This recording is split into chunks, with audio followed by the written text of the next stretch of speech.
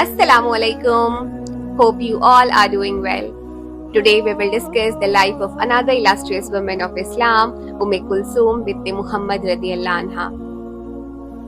Kulthum bint Muhammad was the third daughter of Rasulullah sallallahu alaihi wasallam and Khadija radiyallahu anha.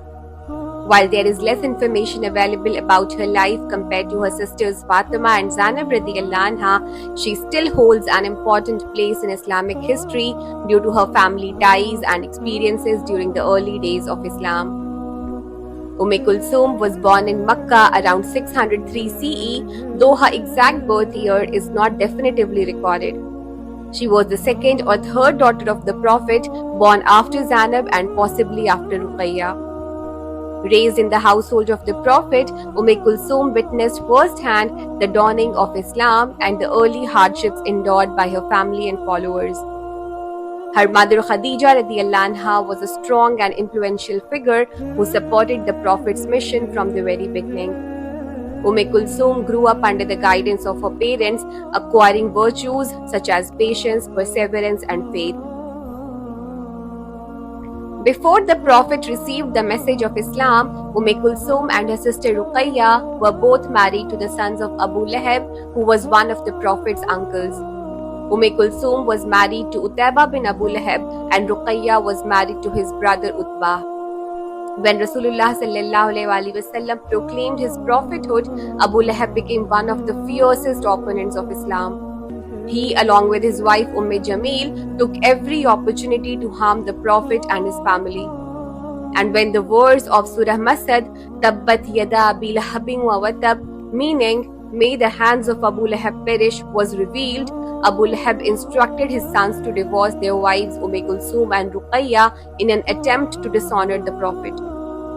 After divorcing Kulthum, Utbah became openly hostile towards Rasulullah sallallahu alaihi wasallam. On one occasion, Utbah insulted the Prophet and even went as far as to spit in his direction.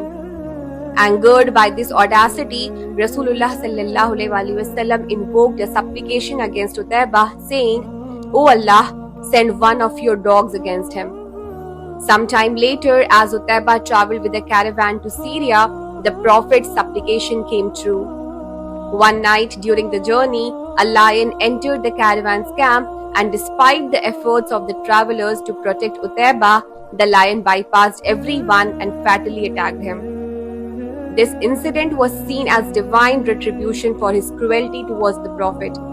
The story of Utbah's death serves as a powerful reminder of the consequences of opposing the Prophet and mocking his message. In 622 CE, Rasulullah sallallahu alaihi wasallam and the Muslim community migrated to Medina to escape the growing persecution in Makkah. Kulthum, along with the rest of the Prophet's family, joined this migration. The Hijrah was a pivotal moment in the history of Islam, marking the establishment of the first Muslim community in Medina. In Medina, Kulthum continued to support her father's mission, living a quiet but significant life.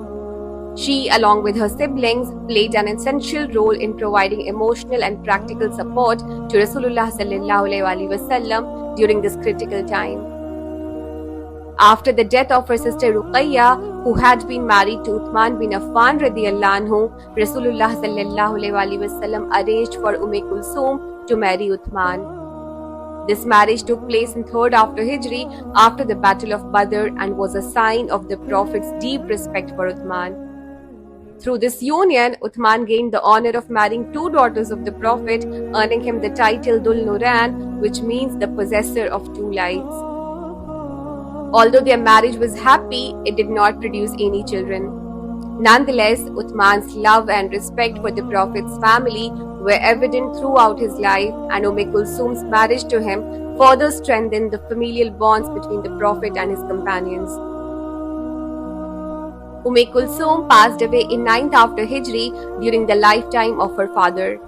Her death was a great sorrow for the Prophet, who had already experienced the loss of his sons and 2 of his daughters. The Prophet himself led her funeral prayer, and she was buried beside her sister Ruqayya in Jannat al-Baqi cemetery in Medina, which is the resting place of many of the Prophet's family members and close companions. Although Umm Kulthum did not leave behind any children, her legacy is rooted in her family's devotion to the cause of Islam and her marriage to Uthman bin Affan radiallahu anhu, who is one of the 10 companions promised paradise.